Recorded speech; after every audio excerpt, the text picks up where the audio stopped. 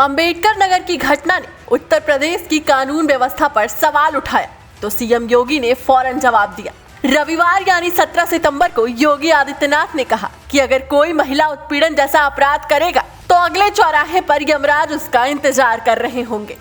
हम लोगों ने पहले कहा है कि कानून प्रत्येक नागरिक को सुरक्षा प्रदान करेगा, लेकिन राह चलती हुई किसी बेटी के साथ अगर किसी ने छेड़छाड़ करके उसकी सुरक्षा में सेंध लगाने का कार्य करे क्या तो अगले चौराहे पर उस ओहदे का इंतजार यमराज कर रहा होगा। उसको फिर यमराज के यहां भेजने से कोई रोक नहीं पाएगा। दरअसल उत्तर प्रदेश के अंबेडकर नगर में छेड़छाड़ के बाद एक छात्रा की मौत का मामला गरमाया हुआ है। अब इस मुद्दे को लेकर प्रदेश के मुखिया यानी मुख्यमंत्री योगी आदित्यनाथ का बड़ा बयान सामने आया है। उन्होंने समाज में मौजूद अपराधियों को चेतावनी देते हुए साफ कह दिया है कि अगर राज्य में कोई महिला उत्पीड़न जैसा अपराध करेगा तो यमराज उसका इंतजार कर रहे होंगे। दरअसल सीएम योगी रविवार को गोरखपुर पहुंचे थे। यहां उन्होंने रामलीला मैदान में आयोजित समारोह में 343 करोड़ रुपए की विकास परियोजनाओं का लोकार्पण और शिलान्यास किया। फिर जनसमूह को संबोधित करते हुए कहा, कानून संरक्षण के लिए है। कानून को बंधक बनाकर व्यवस्था में सेंध लगाने का प्रयास करने की किसी को भी इजाजत नहीं है। और इसलिए भाइयों बहनों, आज के इस अवसर पर एक और जहां हमें सुरक्षा का बेहतरीन वातावरण देना होगा, कानून संरक्षण के लिए है।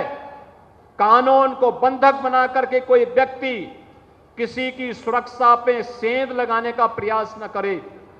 एक तरफ जहां यह आवश्यक है, वहीं विकास के कार्यों में भी किसी प्रकार की कोई लापरवाही किसी भी स्तर पर नहीं होनी चाहिए। योगी आदित्यनाथ ने मन से चेतावनी देते हुए कहा, कानून सुरक्षा के लिए है। अगर किसी ने बहन बेटी के साथ छेड़खानी की तो अगले चौराहे पर उस शोहदे का इंतजार यमराज कर रहे होंगे। उसे यमराज के यहाँ भेजने से कोई रोक नहीं पाएगा। हमें सुरक्षा का बेहतरीन वातावरण देना होगा।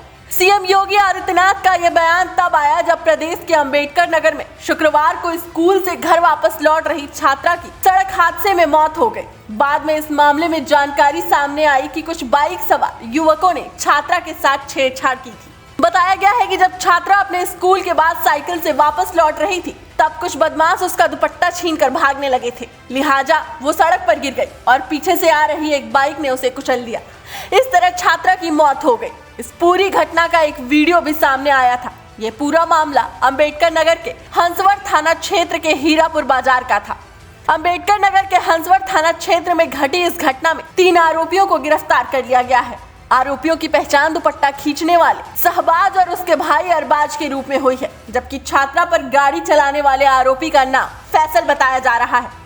अंबेडकर नगर के पुलिस अधीक्षक अजीत सिन्हा के अनुसार जब इन तीनों आरोपियों को गिरफ्तार करने के बाद मेडिकल जांच के लिए अस्पताल ले जाया जा रहा था, तभी तीनों वाहन से कूदकर भागे। आरोपियों ने पुलिस राइफल भी छीन ली और टीम पर गोलाबारी की। इस दौरान जवाबी फायरिंग में 2 आरोपियों के पैर में गोली लगी, जबकि तीसरे का पैर फ्रैक्चर हो गया। फिलहाल तीनों अस्पताल में भर्ती हैं।